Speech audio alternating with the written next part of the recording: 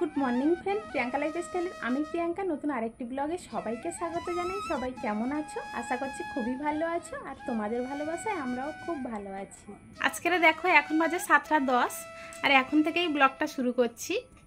প্রতিদিন কটা বাজে কখন থেকে ব্লগটা শুরু করি মুখেই বলি, কোনোদিন দেখাই না, তোমরা হয়তো বিশ্বাস করো না। তাই আজকের আমি আমার ভাঙা ঘড়িটাকে একটু দেখিয়ে দিলাম।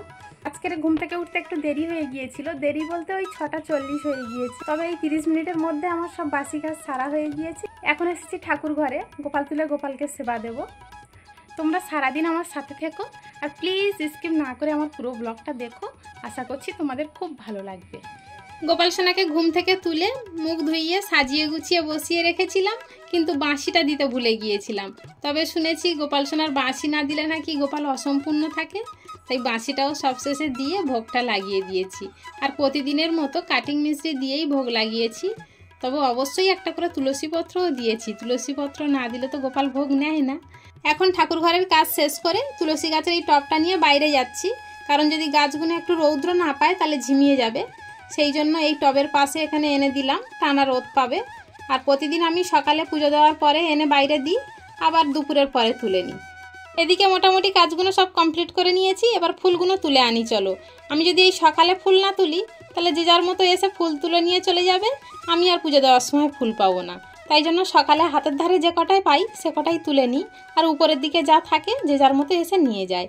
এতগুলো গাছ থেকে আমি এই কটাই ফুল তুললাম, ঠাকুর ঘরে রেখে দিয়ে এখন রান্নাঘরে এসেছি, রান্না করব। কিন্তু তার আগে এইগুলো সব রাত্রে মেজে রেখেছিলাম, তাই সেগুলো এখন গুছিয়ে নিচ্ছি। আর যদি ভিজে থালা বাসন আবার এনে এর ওপরে উপর দিই তাহলে এই থালা বাসনগুলো দাগ হয়ে যাবে। ওই জন্য শুকনো থালা বাসন এখন সব এই বাসনের থাকায় সব গুছিয়ে গুছিয়ে রেখে দিয়ে এখন যাব রান্না করতে। চলো, আজকের আবার বৃহস্পতিবার, কি রান্না করব? নিরামিষ তো করতেই হবে।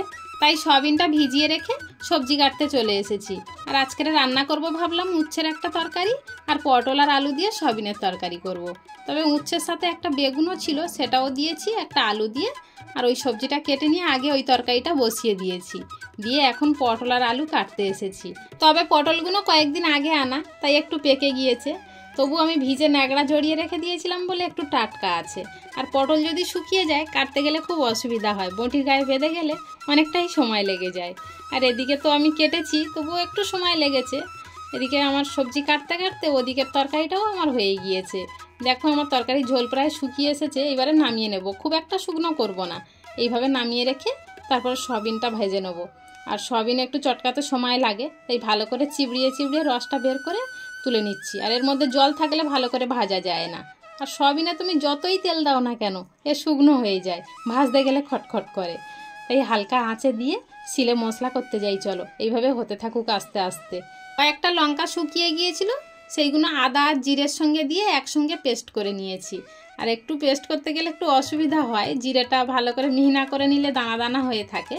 তবে এসে দেখি তো আমার সয়াবিন ভাজা হয়ে গিয়েছে, হালকা আঁচে কত সুন্দর লাল লাল করে ভেজে নিয়েছি, দেখেছো? তবে আমি তরকারিতে গুঁড়ো লঙ্কা ব্যবহার করি না, তাই আমার তরকারি একটু সাদা সাদাই ভাব থাকে। আর এখন এই সবজিগুলো একটু নেড়ে ছেড়ে নিয়েছি, নিয়ে সয়াবিনগুলো দিয়ে ভালো করে একটু নেড়ে ছেড়ে নেওয়ার পরে মশলা শুদ্ধ জলটা দিয়ে দেবো, দিয়ে ভালো করে কষিয়ে তাই জল দেবো। দেখো, তেল মরিচ মশলা কম হলেও তরকারি যদি কষানো ভালো হয় খেতে কিন্তু টেস্ট হয়। আর আমাদের বাড়িতে তো খুব একটা তেল মরিচ মশলা খাওয়া হয় না, শুধুমাত্র একটু আদা জিরে আর কাঁচা লঙ্কা দিয়ে তরকারি রান্না করি। আর এদিকে মশলা দিয়ে আমি সবজিটা সব কষিয়ে নিয়েছি, নিয়ে অল্প একটু জল দিয়েছি, দিয়ে এইবারে ঢাকা দেওয়ার পরে ভালো মতো ফুটে গিয়েছে। আর আলুটা তো আমার ভালো সিদ্ধ হয়ে গিয়েছে, খুব একটা ঝোল মারবো না, এতজন খাবে, ঝোল মেরে দিলে কি দিয়ে খাবে বলো? তাই হালকা ঝোল রেখে তরকারিটা নামিয়ে নিয়েছি।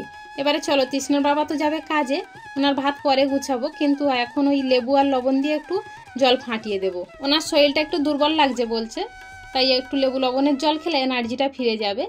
ওনাকে লেবু লবণের জল দিয়ে ভাত গুছিয়ে তো রেডি করে দিয়েছি, উনি চলে গিয়েছে। আর এখন আমরা খাওয়া দাওয়ার পরে এই আমগুলো কেটে নিচ্ছি।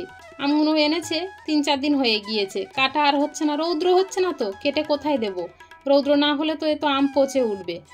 বারবার বলছি এখন আম এনো না, তবু আম এনে কাঁড়ি করে রাখছে, তাই সেগুলো এখন কেটে এবার রৌদ্রে দিতে যাব। সবগুলো তো প্রায় কাটাই হয়ে গিয়েছে, খুব একটা আম নয়, অল্প কয়েকটা আম। ওদিকের সব কাজ সেরে স্নান করে তৃষ্ণা আর আমি ঠাকুর ঘরে চলে এসেছি। আর আজকের তো বৃহস্পতিবার, আমাদের ঘট পাল্টাতে হয়, তাই নতুন করে আজকের ঘরটা পাল্টিয়ে নিচ্ছি। যা দিতে হয় আম পাতা, বেলপাতা, দুব্বো, সেগুলো দিয়েই ঘরটা পাল্টিয়ে নিলাম আর ধূপ দ্বীপ জ্বালিয়ে এবার গোপালকে ভোগটা লাগিয়ে দেব। আর আজকের দুপুরে ভোগ লাগিয়েছি ফল। তাহলে চলো ভিডিওটা আজকের এই পর্যন্তই রাখছি, দেখা হচ্ছে আবার কাল। ততক্ষণ পর্যন্ত সবাই ভালো থেকো, সুস্থ থেকো আর সবাইকে ভালো রেখো। টাটা।